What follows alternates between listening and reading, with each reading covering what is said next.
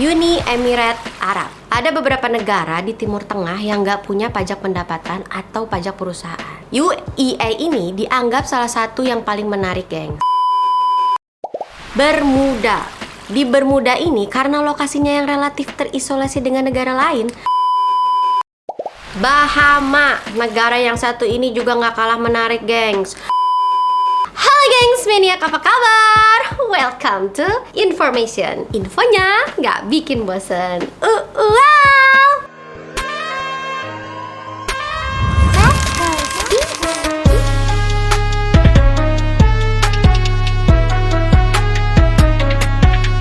Siapa yang ngerasa kalau pajak yang ada di Indonesia ini makin mencekik kalian? Semakin kaya, semakin besar pula pajaknya. Ini dia kenapa aku ngajak kalian untuk tahu 8 negara yang bebas pajak.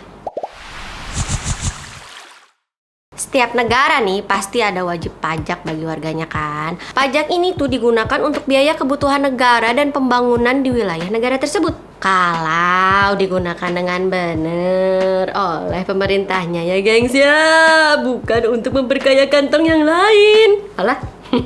Tapi ternyata ada negara yang terbebas dari pajak penghasilan loh gengs. Kok bisa ya? Mari kita bahas. Uni Emirat Arab. Ada beberapa negara di Timur Tengah yang nggak punya pajak pendapatan atau pajak perusahaan. UAE ini dianggap salah satu yang paling menarik, gengs, karena pemerintahan dan ekonominya yang relatif stabil. Tapi nggak cuma itu ya, UAE ini juga dikenal dengan ekonominya yang terus berkembang dan lingkungan yang lebih multikultural dibandingkan mayoritas negara di Timur Tengah. Selain itu, UAE juga memiliki fasilitas pendidikan yang sangat baik dan penduduknya berbahasa Inggris yang kuat. Bermuda. Di Bermuda ini, karena lokasinya yang relatif terisolasi dengan negara lain, Bermuda jadi salah satu tempat dengan biaya hidup termahal di dunia barat. Meskipun Bermuda adalah negara yang mahal buat ditinggalin, tapi negara ini jauh lebih berkembang dibandingkan negara lain yang ada di Karibia. Dan yang lebih menariknya lagi, gengs, Bermuda ini nggak punya pajak penghasilan pribadi. Negara ini tuh cuma mungut pajak gaji ke majikannya dan pajak tanah ke pemilik kontrakan dan penyewa dengan jangka panjang, geng. Bahama, negara yang satu ini juga nggak kalah menarik, gengs. Meskipun harga properti di Bahama cukup mahal, tapi dengan membayar 1000 US dollar, kalian udah dapat izin tinggal sementara di sana. Tentunya bisa diperpanjang setiap tahunnya, gengs. Kerennya, selain negaranya terus berkembang, Bahama juga nggak mungut pajak penghasilan ke masyarakatnya loh. Gimana? Kalian mau pindah? Mau pindah, ha? Monaco. Berbeda nih sama Bahama. Buat tinggal di Monaco jauh lebih sulit dikit lah. Selain harus membayar 500.000 euro, seenggaknya kalian juga harus nunggu selama 3 bulan buat dapat surat izin tinggalnya. Cukup mahal juga sih, meskipun menjadi salah satu tempat favorit liburan orang-orang kaya tuh. Tapi Monaco menjadi salah satu negara yang nggak ada pajak penghasilannya juga loh, gengs. Bolehlah dipikirin lah kalau kalian mau pindah ke sana lah.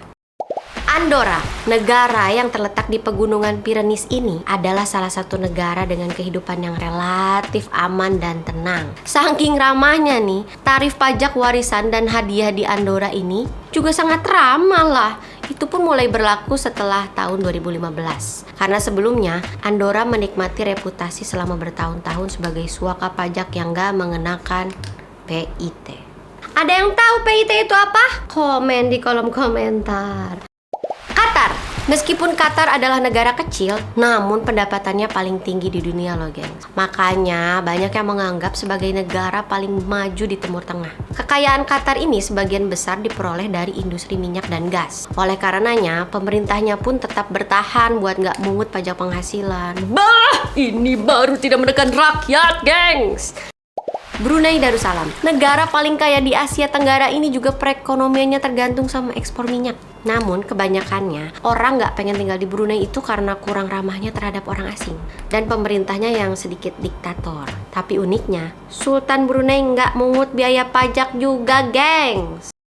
Somalia.